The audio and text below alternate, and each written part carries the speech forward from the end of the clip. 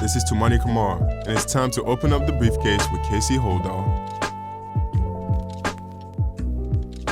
Greetings, Trailblazer fans, and welcome to the Briefcase, presented by Spirit Mountain Casino, episode 122 of the Briefcase. I'm your host, Casey Holdahl. The Trailblazers have lost 4 straight, including a 9-point loss to the Lakers Sunday night in Los Angeles. The NBA Cup continues, but unfortunately not with the Trailblazers. One of their 4 losses, a loss in the NBA Cup in their final stage of group play that eliminated the Trailblazers from the chance of getting to the knockout round. They didn't have a whole lot of a chance to get there anyways, but they still had one small path to get there. Unfortunately, we're not able to do that, which leads into a very light week of games for your Portland Trailblazers. As I mentioned, NBA Cup reaches the knockout round, so the NBA kind of clears the schedule for everybody else. And the Trailblazers, as a result of that, have just 3 games over the course of the next 11 days. So a good chance to kind of do a little bit of housekeeping here, catch up on where the Trailblazers are at in terms of some of their long-term injuries, or some of the medium-term injuries, their offensive defensive ratings, and how they're holding up versus the spread this season. Has not been good news versus the spread as of late. And we'll also hear from Deni Avdija in this edition of the Briefcase presented by Spirit Mountain Casino. Deni talks a bit about getting acclimated to Portland, some of the differences between DC and Portland, of which there are many, obviously an entire country in between. Some of the things that he's tried to improve upon, his kind of getting up to speed, learning some of his teammates and the way that he plays and how that helps him in terms of the way that he plays, and the notion of how he expresses himself on the court. We'll talk to Deni about all those things and more on this edition of the Briefcase presented by Spirit Mountain Casino. Well, after a run of some pretty good performances, the Trailblazers have now lost 4 straight. Some of those performances not so bad, others very bad. They lost to the Mavericks by 6 on the first day of December. The Trailblazers have not yet won in the month of December. They only lost by 6 to the Mavs in a very good game for the Trailblazers. A game they had a chance to win, going up against a Mavs team that was missing quite a few players, but did have Luka Doncic return, and that was more than enough for the Mavericks to get that victory on Portland's home court by 6 points. Then the Blazers fell to the Clippers in Los Angeles by 22 points to be eliminated from the NBA Cup. And they did have a chance, if they had won that game, to advance in the NBA Cup. But as soon as the Mavericks defeated the Grizzlies, that meant that if the Trailblazers were going to have any chance of getting to the knockout round as the wild card, I believe they would have had to beat the Clippers by over 50 points. I'm not sure exactly how many points it was. I think maybe it was 54. Either way, they would have had to have a huge victory versus the Clippers after the Mavericks beat the Grizzlies in order to advance to the knockout round. Obviously, that was not the case. Blazers end up losing that game by 22 points in Los Angeles last Tuesday. Blazers were then blown out by 42 points by a Jazz team missing Lauri Markkanen in a game that I would say is now in the running for the worst of Portland's this season. 42-point loss on Friday to the Jazz in a performance that was not up to snuff, and that Chauncey Billups had mentioned he felt like his team didn't have the right spirit going into the game. I think you look at the box score and kind of tell who he might have been talking about in that one. But either way, no one had a good game. They lost by 42 points to a Jazz team that had lost 9 of 10 and didn't have Lauri Markkanen. And I believe the Jazz have since lost to the Kings by more than 40 points since playing the Trailblazers. So again, that one of the games I would say up there with the Memphis game for some of the worst of the season for the Trailblazers so far. And then to bring us up to date, they fall 107-98 to the LeBron-less Lakers at Staples Center on Sunday night, I guess 6:30 in Los Angeles. That's night. In a pretty good game, definitely a much better effort than they exhibited in the loss to the Jazz. Still end up losing that game, but did give themselves a chance to win that one. DeAndre Ayton had 14 points, 19 rebounds, an assist, and a block, and a steal before fouling out in 35 minutes. Shaedon Sharpe, 19 points, 7 rebounds, 3 assists, 31 minutes. I thought that was really, I don't know if it's one of the best games of Shaedon's season thus far, but it was definitely one of the better games for Shaedon recently in terms of his offense. I think we've seen sometimes this season that Shaedon is kind of, I would say he settled for some shots, 3-pointers specifically, without kind of getting into the flow of the offense. Every time he kind of gets into more of a movement offense, or at least when he gets himself to move around on the offensive end, good things typically happen. I feel like that's what we saw from Shaedon in the game versus the Lakers. I thought a much more aggressive style of play for Shaedon on the offensive end, a much more determined Shaedon Sharpe to get to the rim, or at least to get some of his spots, rather than settling for kind of step back 3-point shots, which is something that he's been doing quite a bit this season. His 3-point shot necessarily not really coming around for him this season. I mean, I think a lot of it's maybe got to do with missing time and maybe that shoulder injury. But either way, I thought Shaedon looked much better in that game versus the Lakers than he had in the last couple games, which was great to see. And When you're looking at the season too, for me, a lot of it comes down to kind of individual performances on a night-to-night basis, less about kind of what the actual result is and more, are you seeing growth? Are you seeing a team that at least feels like they're kind of putting things together or establishing a style of play and a chemistry and an ethos that you feel like they can carry over into seasons going forward. And in that Utah Jazz game, you didn't see that. You saw a team that came and just got rolled over by a team that was playing much harder than they were, but they were hitting more shots and just playing a more determined style of basketball, even though they had far less talent on that night than the Trailblazers did. We didn't see that versus the Lakers on Sunday in Los Angeles. Even without LeBron, and LeBron right now too is, he's kind of going through it a little bit. So I don't know if the Lakers are really actually helped by LeBron playing or not playing, at least on a night-to-night basis. I think overall you're much better having LeBron than not having LeBron. But recently it seems like he struggled a little bit. So taking that game off, Lakers still able to get that one mostly behind the play of Anthony Davis. But still, you saw from the Trailblazers just a much better effort, a much better spirit, as Chauncey Billups would say. And even though it did result in a loss, a 9-point loss, it was at least one. It was competitive. It was at least a brand of basketball you could be proud of. I thought DeAndre Ayton played well, even though he got those fouls he had late in the game. Really wish he could have been able to cut those out.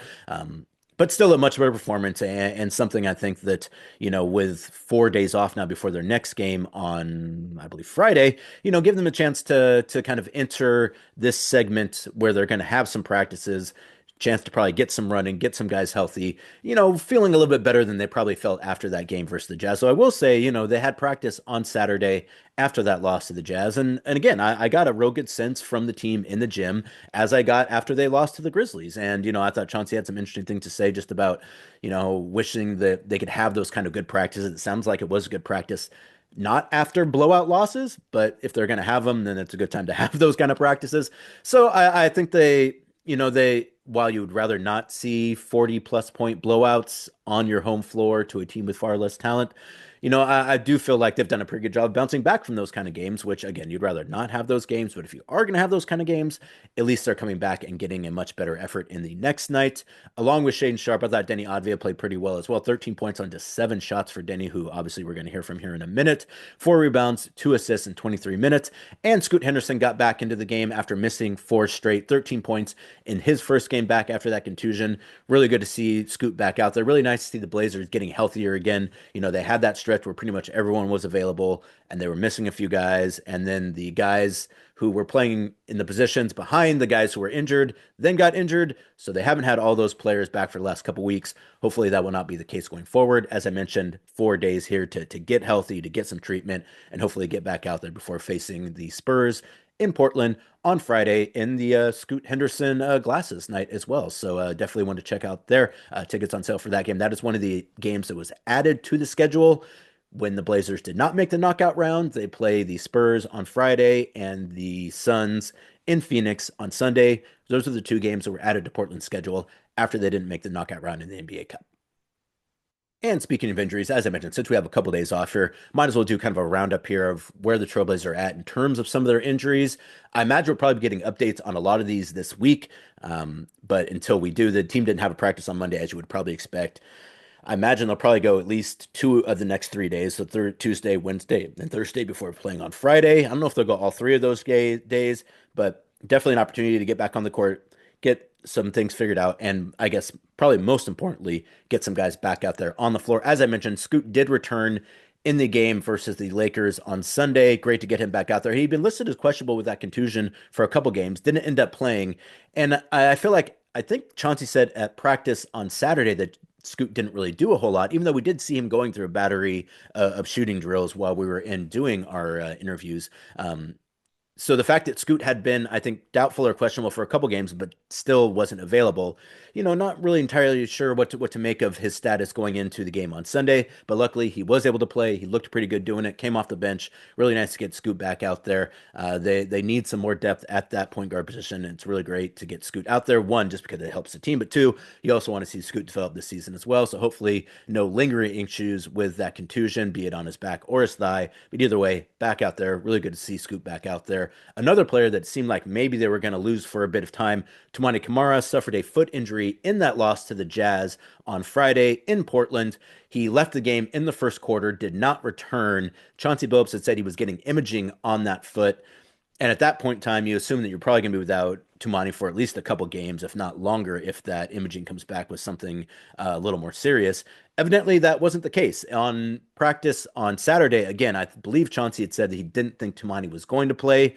Toumani ends up getting listed as questionable on the injury report for the game versus the Lakers, ends up being available and starting in that game and looked fine. I thought Toumani looked good throughout that entire game. Didn't look like that foot or ankle or whatever it was bothering him at all. So it seems like, they maybe avoided the worst in that injury. When a player leaves the game and they say he's not going to come back in, and then he gets imaging done the next day or after the game that night, you kind of assume some of the worst. And maybe that's just part of life as a Trailblazer fan. You assume you're going to get bad news rather than good news when it comes to injuries. But either way, in the case of Toumani, just missed that one game versus the Jazz. Didn't even miss the entire game. He missed the last 3 quarters of it.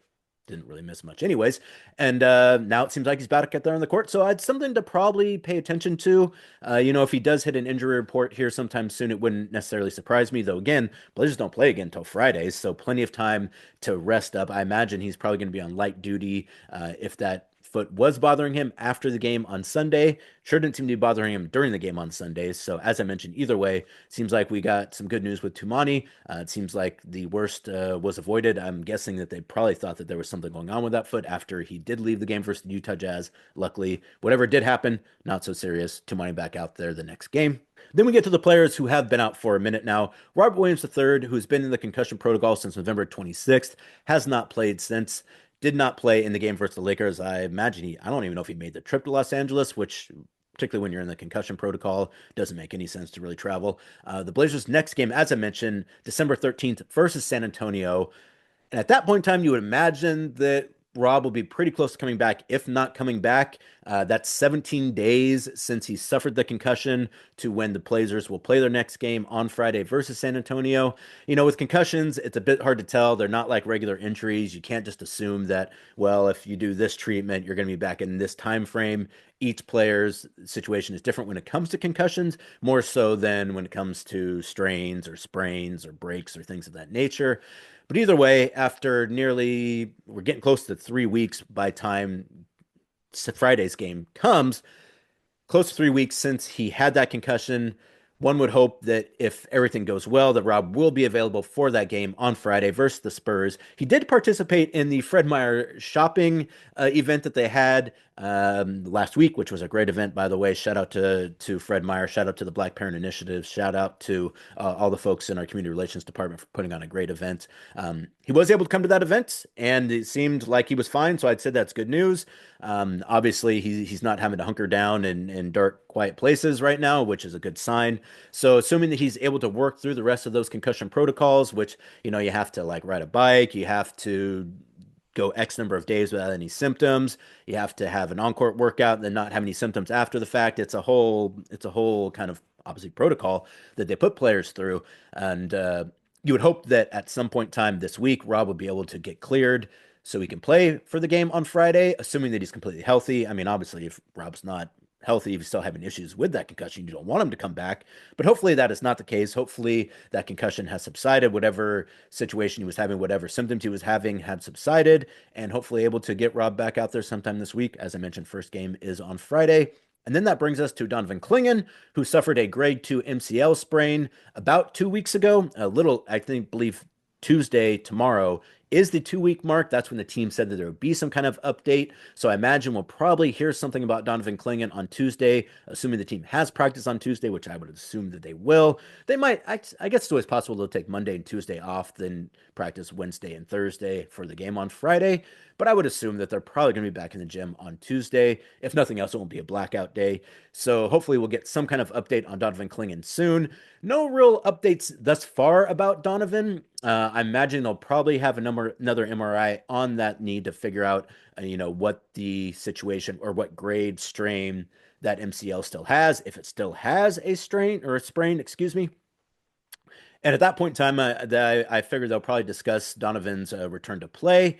Hopefully, it won't be too awful long, though. Obviously, he is a big man. He's young.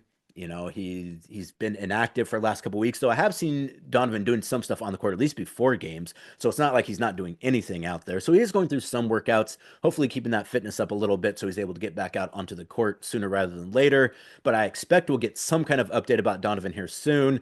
As I mentioned, I would suspect that he's going to have some imaging on that knee 2 weeks out to see where he's at. Hopefully, it comes back clean. And if it does, I imagine they'll probably start to ramp Donovan's play back up. I would imagine they're going to throw him right back out there. But the fact that we are at the 2 week mark, we're very close to the 2 week mark, which was the initial time frame that they gave for that MCL sprain, and haven't heard anything about any kind of setbacks, which is good news. So you would hope, if nothing else, by the time the Blazers play their next game this week, which is on Friday versus the Spurs, that Donovan Clingan, they'll at least have some kind of update about Donovan if he's not back out on the court completely. Same thing with Robert Williams III. You would hope that if nothing else, if he's not going to play in that game on Friday, they will at least get some kind of update about where he's at in terms of that concussion protocol and how soon he might be back. But either way, I would, again, if I was going to guess, and this is just me guessing, I would say that Rob is probably available for the game on Friday. I would say that Donovan, maybe he's available to practice this week, but maybe they don't put him right back out there just yet. A little tough to say. I know he's going to want to play either way, but so hopefully this break in the schedule, giving the Blazers a chance to get healthy and hopefully give us some updates on where some of these players are at, because it would be great to get them back out there. But they also have some time because, as I mentioned, for the umpteenth time, we don't play again until Friday, which is pretty odd to have no games Monday, Wednesday, or Monday, Tuesday, Wednesday, Thursday, and then playing on Friday. Usually, I mean, there have been All-Star breaks where we didn't get that many games off in a row before and after the All-Star break. So to have that in the middle of the season and then having some time off after we play the Suns in Phoenix on Sunday also gives you a chance to kind of get back in the gym, figure a few things out, and get healthy. So nice little break in the schedule for the Portland Trailblazers. A little early Christmas present, early Hanukkah present for your Portland Trailblazers, and hopefully they're able to do something with this time. If nothing else, hopefully they're able to get healthy during this time. If not, get in some practices and make some few improvements as well. Well, if like the Trailblazers, you find yourself with some time off, you might consider heading out to Spirit Mountain Casino on Highway 18 in Grand Ronde. With a variety of rooms from lavish premium suites to charming classic standards, the hotel at Spirit Mountain Casino has a type of room for everybody. The rooms have all the essentials from high-speed Wi-Fi to 24-hour front desk service. You can choose the room that best suits you and book your stay now at spiritmountcasino.com. Spirit Mountain Casino, elevate your game. Well, with this break in the schedule, a good time to kind of check in on some of the stats we track all season long here on the briefcase presented by Spirit Mountain Casino. Unfortunately, neither one going in the right direction for your Portland Trailblazers at the moment. Trailblazers currently 28th in offensive rating at 106.4 points scored per 100 possessions. That is better than only the Pelicans and the Wizards, though it's right above the Sixers as well. Trailblazers have been towards the bottom of the table in terms of offensive rating this season. Haven't scored 100 points in the last couple of games, which, in the NBA, that kind of used to be standard. Nowadays, if you don't score 100 points, that probably means that you're not getting the ball up nearly as much as you should be. Trailblazers scoring 99 and 98 in their last two games, though in the game versus the Jazz, they had a chance to get to 100. Delano Banton was trying to get the team to score that 100 points, if nothing else, to give fans in the arena the McDonald's chicken nugget option. Didn't happen. Delano, shout out to you, Delano, DB Hooper. If you watch the end of that game, basically the Blazers were just letting the clock run out, and Delano's like, hey, give me the ball. We got to score one more point so people can get at least chicken nuggets after we're getting blown out by 40 points. Didn't happen. Doesn't really matter either way, but Trailblazers going in the wrong direction in terms of their offensive rating. Hopefully that's something that, with this 4-5 days of practice time, hopefully able to maybe clean some of those things up, maybe figure a few of those things out, get the ball moving a little bit more too. And that's something that, when the Blazers are moving the ball, they seem to play pretty well. When they're kind of isolating and taking their time, things do not tend to go very well. I thought that Chauncey Billups made a really good point about that at practice on Saturday and talking about Anthony Simons and saying that, he's really trying to get Ant to play faster. He feels like, when Ant is getting downhill, he's putting a lot of pressure on opposing teams. When he's kind of standing up at the top of the key and just kind of surveying things and dribbling back and forth, that's when I feel like it's much easier to defend Ant and the rest of Portland's offense for that matter as well, and use Delano Banton as kind of as a pivot point to that. He's like, Delano is a guy who even if he's not the most athletic guy and not the most talented offensive player, like he's always going to put his head down and get to the basket. He's always going to play fast.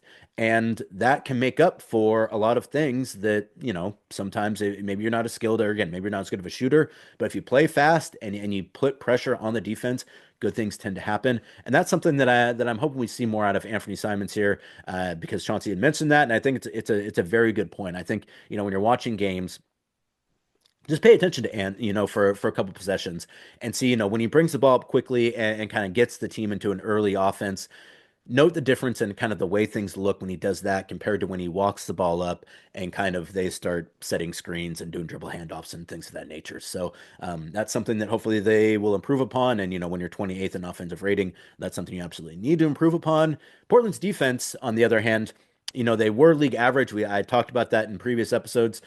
Fallen a bit.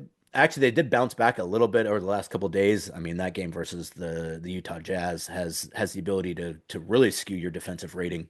But the Trailblazers 23rd in defensive rating at 115.9 points allowed per 100 possessions, which is right behind the Raptors and right ahead of the Pacers, and also better than the Nets, Lakers, Bulls, Pelicans, Jazz, and Wizards. An improvement for the Trailblazers this season. Again, not where you want it to be, not where it needs to be for this team to be competitive, but they are making some progress. It seems like, and I thought another thing that Chauncey Billups said, which I completely agree with, is that, in the half court, Blazers defense is pretty good. When teams get out in transition and secondary transition, that's when things fall apart really fast. But the Blazers, when they're able to get their defense set in the half court, have worked themselves into a pretty decent defensive team. Obviously, the addition of Deni Avdija helps that. Donovan Clingan hasn't been in the game for a while now since he has had that MCL sprain, but another guy too that, when you take him out of the lineup, much easier to score in the paint. Same with Robert Williams. Right now it's down to DeAndre and Wap, who for some reason wasn't in uniform in the game versus the Lakers. I'm not sure why that was. I don't believe he was on the injury report, but I kept seeing him on the bench in sweats. So I don't know if maybe he was sick or injured or what the case was. But they also didn't have Wap in that game as well. They've been using Jabari Walker as a small ball five, and that worked for Jabari. But defensively, you're really kind of giving up some things there. So when they get Robert back, when they get Donovan back, hopefully we'll see some effect on that defensive rating that is 23rd right now, as I mentioned, at 105.9 points allowed per 100 possessions. And since we're talking about stats too, I just wanted to get to this real quick because I thought it was a fun little video that they put together. Tom Haberstroh talking about Shaedon Sharpe's league-leading vertical this season. The NBA has player tracking. They have all these cameras in arenas where they're able to track a bunch of things, speed and distance and so on and so forth, all a myriad of all kinds of different data that they can pull from those. And some of that data shows that Shaedon Sharpe, as anyone who's watched games, has one of the best leaps in the NBA, one of the best verticals in the NBA. They have that NBA dunk ladder, or somehow they've tried to quantify a way to score dunks, and it's not very good. And I thought Trey Kirby of the No Dunks had a really good video about that.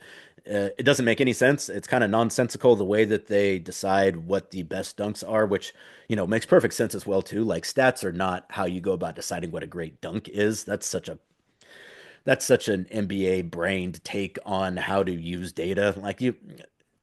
The quality of a dunk aesthetic cannot be quantified by numbers. It just can't. Get that garbage out of here. But that's a diversion from what we're talking about here, in that they are able to track some of these things. Shaedon Sharpe, according to some of these player tracking numbers, has one of the best verticals in the NBA this season, at least the highest verticals that are recorded this season, at least according to Tom Haberstroh. And I thought this was a really interesting little thing they put together for the broadcast for the game on Sunday. So I wanted to play that here. Shaedon Sharpe's vertical in a couple of dunks this season, as told by Tom Haberstroh. Across the middle, step back jumper, short. Oh! Shaedon Sharpe! To the glass, double pump, and a tip jam. Shaedon Sharpe. His rookie year, he had just 10 threes. Oh! Sharpe does the rest. I'm Tom Haberstroh, and we're going to talk about this guy who took flight on Friday night and had the highest vertical leap of the season. Tonight's Haberstat is 35.1 inches high. That is the average vertical leap for Shaedon Sharpe this season. That is the highest average in the NBA. No one has a higher vertical leap on average. And we're going to take a look at this in action here. We have the first clip. We're going to see the one from Friday night where he is going to look over at Anthony Simon and say, let's go. 45.1 inches high. That is the highest vertical leap this season recorded on a dunk. That is insane. It's almost 4 feet tall. That is about like 10 inches higher than his normal vertical leap. And this one also the second highest we've seen this season from Shaedon Sharpe. The second highest we've seen from anybody this season at just over 40 inches high. This guy can fly. I mean, he is a guy that already we knew that he could dunk, but he's on a complete tear right here with a 35% average vertical leap, and that is 1.5 inches higher than the next highest guy, and 1.5 inches, that's also my vertical leap right there, guys. So there you go. So while the Trailblazers' offensive and defensive ratings might not be where they want them to be just yet, at least their stats in terms of Shaedon's vertical is doing a pretty good job there. One of the other things, stats related, that has not been going well for the Trailblazers is their record versus the spread as of late. The Blazers are now 12, 11, and 1 versus the spread after taking on the chin in their last 4 contests.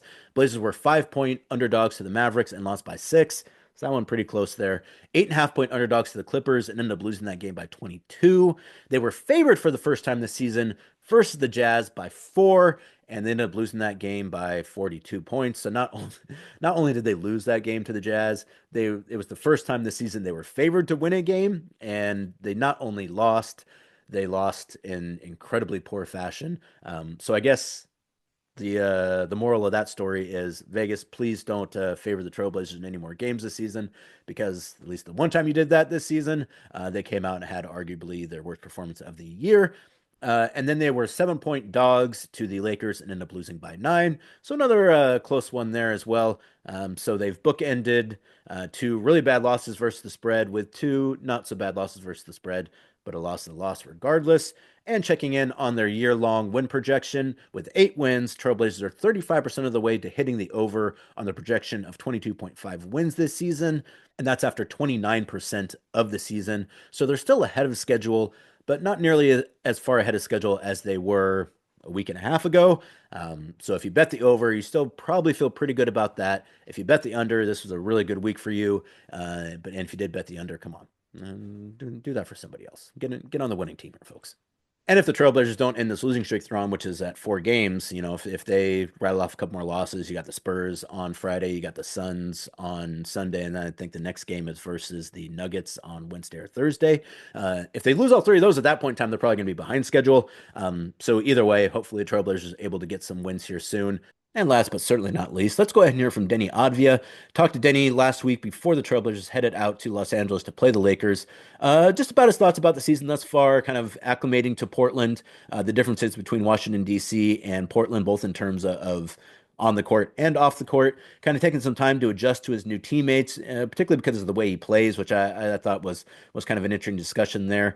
And just his thoughts on expressing himself on the court and what he means by that, and being more defensively versatile than I think a lot of us understood that he was. I feel like the defensive end is a place where Deni has really made a difference on this team, and just being just an overall versatile style of player. After a bit of a rough start in the first couple weeks of the season, I feel like Deni has really come on. You look at his numbers lately, they're great. Really kind of doing a little bit of everything for the Trailblazers right now on both sides of the ball, which is something you absolutely need. And you can really see why they went out and expended the resources to get Deni Avdija the way that he's played the last couple weeks. So let's go ahead and hear from Deni just about his thoughts on the season, his thoughts on going forward, and what he would like to see from this team as the season progresses. I'm here with Deni Avdija. So, Deni, first off, thank you for taking the time. How's the transition been for you since arriving in Portland?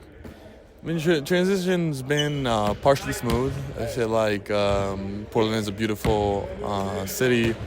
I found a nice spot to live in, and I really enjoy it and like it, and my family likes it as well.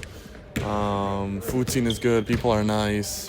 A lot of Blazers fans, so you can feel the culture, you can feel the love, and, I'm just embracing it. I really enjoy it. You say partially. What's been kind of the difficult parts then feel like being going from like East Coast to West Coast is a big change, especially with the hour difference from back home. Now it's 10 hours instead of 7. True. Yeah. So I feel like getting used to like the lifestyle, you know. It's, as I said, it's different. I've been in the capital, very like kind of fast paced, very serious, diplomatic, and you know, coming to a city that's more laid back, chill, like, you know, takes time to get used to. So from a style of play perspective, how do you feel like things have gone for you? It seemed like it was maybe a little bit of a rough start, but your numbers recently have really started to tick up. As I said, I think it's just something that happens with confidence and chemistry and building with time. I feel like, you know, I'm a young guy coming into a new team. Me and DC were one of the only like new ones. So I feel like kind of know the guys, build chemistry, and really being able to express myself on the court. It takes time, you know. So I feel like it was kind of like a beginning struggle, but it's all right. Like, I knew I'm gonna overcome it eventually. It strikes me that you play the kind of game where you really do have to have more of a familiarity with your teammates because of the way you play. Like, you're such a facilitator.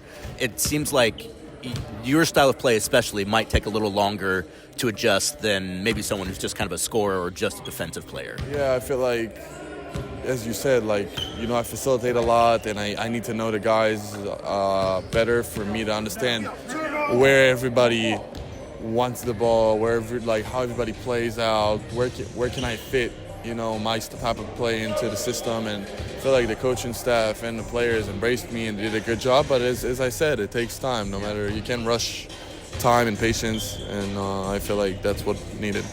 And you had also only played on one team in the NBA as well. So, like, being in an organization for a while and coming to a new organization, I'm not sure that people realize that, like, the way things even run, kind of the day-to-day even, it can be so much different that when you're a player, and I know players are a lot of times very habitual about things. They like to do the things the same way every time. So changing from one organization to another, I imagine that probably also takes a little bit of time as well. Yeah, it takes time, and obviously, like, you know, I've been in a system that's the only thing I knew, and like coming to a new system where things are different and they want to do things different and the culture's different. So I feel like it takes time to get used to it, for sure. Absolutely. How would you say you're playing right now? Because I'd mentioned it, maybe a little bit of a rough start, but your numbers have really ticked up lately. Your numbers at the rim have improved considerably over the last 10 games. It seems to me like you've really kind of started to hit your stride here about a month into the season. I think I still have a lot to improve in terms of, you know, my game. I love how, you know, I contribute to the team and help the team in certain ways. It's a different way every night, and I feel like I can do multiple things on the court, and the coaching staff really put me in a good position to be successful for the team and help them. And I feel like, you know, it's only up from here. I'm only building. You know, I'm still young, still learning. But as I said, like, I like, you know, seeing the ball going in the basket a little bit more, but obviously I'm never too high and never too low. So you talked about, I feel like it's an interesting way to put it, to say to express yourself on the court and the way you express yourself on the court. Can you explain that a little bit? Because I don't think that people maybe consider it like an expression of yourself when you're playing, but it sounds like you do. In terms of how I play? Yeah, or just what that phrase means to you, or just kind of the way that you view yourself on the court. I feel like expressing myself on the court is like feel my presence, whether it's me grabbing the board and going like fast downhill, play with a lot of energy, a lot of like passion. You can feel the energy like I feel when I come into the court, both defensively and offensively, and I feel like that's how I express myself. It's great. You talked about the defensive end as well, and I think that that's an area where I don't know that people in Portland really kind of understood how good and versatile of a defender you are, and it seems like people are starting to realize that because you've had multiple games this season where people are like, wow, Deni can really guard multiple positions here that maybe we didn't figure he could. Listen, I played for the Wizards, and, you know, when you play for a team that's not good defensively, and we weren't good defensively, like, you don't get a lot of acknowledge. And I feel like when you come to a team that defends and the defense is like part of our identity. You can see it much more, and I always had it in me. It's kind of like the passion that I play with and like the competitor in me, and I take pride in defense. So and I like it when I can guard multiple positions. I can slide my feet with guards. I can guard center, so it definitely can help me on the long run. Is that something you're maybe even talking to the coaches about? Is like, hey, let me take a shot at that guy. Let me get on James Harden for a game. Well, I did it on Shangoon that Houston game, yeah. but like definitely something that in the future, obviously, like is me getting more comfortable, like coming to the coaches, be like, yo, let me get him, like let me shut him down or try to shut him down. It's a talented league. It's not easy, but I think I got the tools. Absolutely. And you talk about getting to better defensively. That's been something that this team has had issues with throughout the years as well. But it has looked much better this season, and I would say you're probably one of the main reasons why. Well, it's not only me. Defense. No, it never is. I know. I'm definitely a part of it, but the communication between each other on defense, the buy-in, coming in every day and sharpen this up. Like this is what you need to be a good defensive team. We're still young. We're still making mistakes sometimes, and we're still not consistent every night. But when we come in to play defense and we're locked in, I think we're very special. Do you consider yourself a veteran at this point? In age, no, but like in years in the league, yeah. I'm gonna say so. Because I'm always curious about some guys. Like Delano the other day mentioned that he's not a vet, but I was like, well, you've been in the league for 4 years now. Like, so I'm always curious when players feel like they've reached a point where they consider themselves veterans.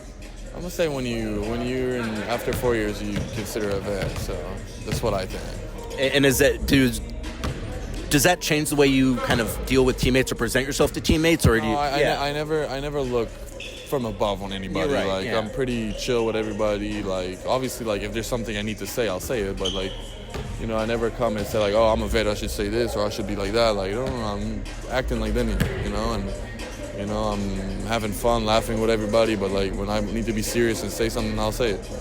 How do you kind of make that balance between being a new player but also speaking up and when there are concerns or things that you're noticing? Because I feel like sometimes maybe when you're the new guy, and you mentioned it was only you and DC that were new this year, I feel like sometimes that can be a little difficult. It can, but you get more comfortable with time. So I usually have a talk one-on-one if I need to say something. That's about it. What was it like being the son of a former player? I know we have a couple guys on the team who had parents who played. Well, my dad never played in the NBA, so he played in a very old school era. But honestly, I feel like the competition part, that since I started playing ball, and he always tried me to be a good competitor and like play hard every day and like practice hard. He never really taught me how to play basketball. But outside the court, he taught me how to be a pro and how to compete, so that was the most important. That's what I've always noticed about players who have parents who played, is not so much the skill aspect, but just the idea of knowing how to conduct yourself as a professional athlete. For sure. And I feel like that's kind of what I've noticed about you, too. Yeah, you can say so. You carry yourself a little bit differently. So I guess what are kind of some of your hopes for the season? You're obviously a little over a month into the year. Team seems to be improving. Where are you hoping the team can get to? Just get better every day. I mean, I know, I'm optimistic always, but I'm also realistic. I don't know if we're going for the title this year, but we're definitely trying to win as many games as we can and improve as a team to be better in the future and to really set a tone for next years to come. And I feel like I enjoy improving. I enjoy being part of the process, and I think we have a special group that can do a lot of good things in the future. So. Deni, thank you so much. I really appreciate it, man. Appreciate it. So there you go. There's some good stuff there from Deni Avdija. And you know what? We're gonna leave it there for this edition of the Briefcase presented by Spirit Mount Casino. We'll be back later on this week. As I mentioned, a very light week. So we'll probably have some stuff from practice to discuss in the next edition. Probably maybe a little more to hear about from Deni. Working on a few things as well. Some stuff about Toumani and taking charges. Some stuff about Donovan and his blocks, obviously, too. So, we got some interesting stuff coming up here. We got a few days off, so a chance to, again, catch breath and kind of survey where the Trailblazers are at here and hopefully get a few things figured out and come out of this little break playing some better basketball than they were playing going into the break. Though, as I mentioned, I thought the game versus the Lakers was a big improvement from what we saw versus the Jazz. They just got to get those kind of games like they've had versus the Jazz and versus the Grizzlies out of their system no more of those games. Losing's okay. Losing that way, not the greatest in the world. So hopefully, again, with some time off, they're able to get some of those things figured out, get healthy, and hopefully get back on the winning side of things after losing 4 straight. So that's going to do it for this edition of The Briefcase, presented by Spirit Mountain Casino. Thank you for joining me. Please like and subscribe wherever you get your podcasts to both Briefcase, Blazers Balcony, and Section 113, the Trailblazers Podcast Network. Like and subscribe this on YouTube as well. We will talk to you later on this week. Thanks so much for joining me on this edition. I am Casey Holdahl. Go Blazers.